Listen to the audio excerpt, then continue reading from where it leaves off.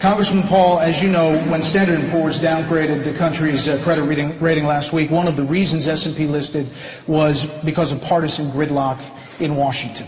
Congressman, what specific things would you do as president to increase growth, calm the markets, create jobs that could pass through a divided Congress?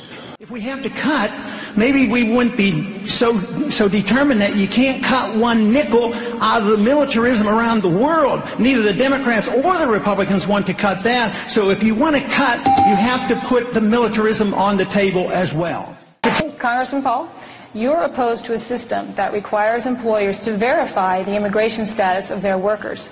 Why would you want to eliminate one more tool to help curb illegal immigration? But I do think we should deal with our borders. But one way that I would suggest that we could do it is pay a lot less attention to the borders between Afghanistan and Iraq and Pakistan and bring our troops home and deal with the border. But why do we pay more attention to the borders overseas and less attention to the borders here at home? We now we have a mess on the borders, and it has a lot more to do with it than just immigration, because we're financing some of this militarism against the drug dealers on the borders right now to the tune of over $1 billion. And there is a mess down there, but it's much bigger than just the immigration problem. Congressman Paul, you say that President Obama is not too soft on Iran. You say that he is too tough on Iran. I want to put up some of your statements. Sanctions are not diplomacy, you say. They are a precursor to war and an embarrassment to a country that pays lip service to free trade. As for Iran's nuclear ambitions, you wrote this: one can understand why they might want to become nuclear capable, if only to defend themselves and to be treated more respectfully. Is that your policy towards Iran? Well, even our own CIA gives me this information that they have no evidence that they're working on a weapon. Just think of what we went through in the Cold War when I was in the Air Force, after I was drafted in the Air Force, all through the 60s. We were standing up against the Soviets. They had like 30,000 nuclear weapons with intercontinental missiles.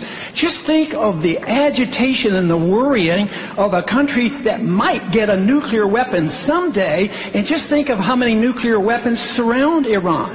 The Chinese are there, the Indians are there, the Pakistanis are there, the Israelis are there, the United States is there, all these countries. China has nuclear weapons. Why wouldn't it be natural that they might want a weapon? Internationally, they'd be given more respect. Why should we write people off? There was, in the 50s, we at least talked to them. At least our leaders and Reagan talked to the Soviets. What's so terribly bad about this? And countries that you put sanctions on, you are more likely to fight them. I say a policy of peace is free trade, stay out of their internal business, don't get involved in these wars, and just bring our troops home. Congressman Paul, I want to just give you 15 seconds. I want to just make sure I understand. So your policy towards Iran is if they want to develop a nuclear weapon, that's their right, no sanctions, no effort to stop them. No, I think that makes it much worse. Why would that be so strange? If the Soviets and the Chinese have nuclear weapons, we tolerated the Soviets. We didn't attack them, and they were a much greater danger. They were the greatest danger to us in our whole history. But you don't go to war against them. I mean, this whole idea of sanctions, all these pretend free traders, they're the ones who put on these trade sanctions. This is why we still don't have trade relationships with Cuba. It's about time we talk to Cuba and stop fighting these wars that are about 30 or 40 years old. Mr. Kane, Senator Santorum, I got a question for you. Well, as the author of the Iran Freedom Support Act, which he is criticizing, because I authored it when I was in the United States Senate when it actually imposed sanctions on Iran because of their nuclear program. Iran is not Iceland, Ron. Iran is a country that has been at war with us since 1979. Iran is a country that has killed more American men and women in uniform in Iraq and Afghanistan than the Iraqis and the Afghanistan has had. The Iranians are the existential threat to the state of Israel. You ask the Israelis what keeps them up at night. It's the Iranians funding of Hamas and Hezbollah and the support of Syria. 30 seconds. And the reason, hold on, let me finish. There are rules here, sir. Yeah, I know there are rules, and you guys have been giving these guys a lot of time and not a whole lot of time to be, so let me answer the question. You have a question coming. Okay. The senator is wrong on his history. We've been at war in Iran for a lot longer than 79. We started it in 1953 when we sent in a coup, installed the Shah, and the reaction, the blowback came in 1979. It's been going on and on because we just plain don't mind our own business. That's our problem.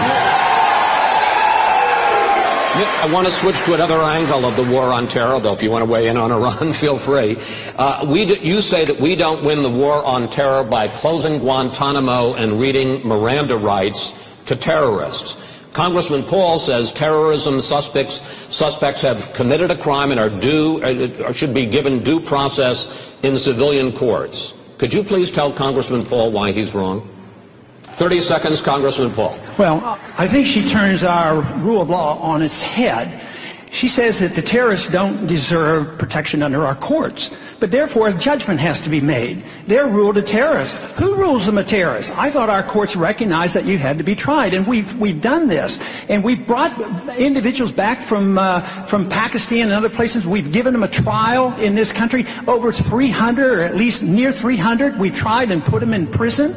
So this idea that we have to turn on its head and reject the rule of law, we already are at the point where this administration, please let me finish. I have to say, this administration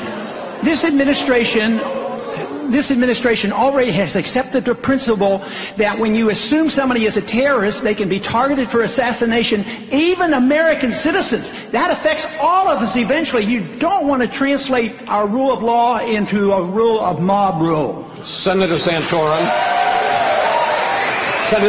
I want to pick up on this debate. You say Attorney General Holder must be under the influence, and in fact you've suggested perhaps smoking mushrooms, to want to try terrorists in civilian court. Are you also suggesting that Congressman Paul is under the influence? Well, anyone that suggests that Iran is not a threat to this country or is not a threat to stability in the Middle East is obviously not seeing the world very clearly.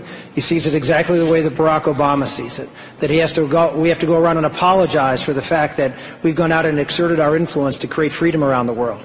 I don't apologize for that. I don't apologize for the Iranian people being free for a long time, and now they're under a malocracy that tramples the rights of women, tramples the rights of gays, tramples the rights of people all throughout their society, and is the greatest supporter of terrorism in the Middle East and around the world, and is setting up training camps and is working with Venezuela and other countries in south of our border to threaten us. Iran is a country that must be confronted. I was in front of this curb. I authored the Iran Freedom Support Act back in 2004. It was blocked by Joe Biden, nonetheless, and Barack Obama once. We got it passed. And I can tell you, if Rick Santorum and when Rick Santorum is president, Iran will not get a nuclear weapon because the world as we know it will be no more. Congressman Paul, 30 seconds. You've heard the war propaganda that is liable to lead us into the sixth war, and I worry about that position. Iran is a threat because they have some militants there. But believe me, they're all around the world, and they're all around the world, and they're not a whole lot different than others. Iran does not have an air force that can come here. They can't even make enough gasoline for themselves. And here we are building this case out, please.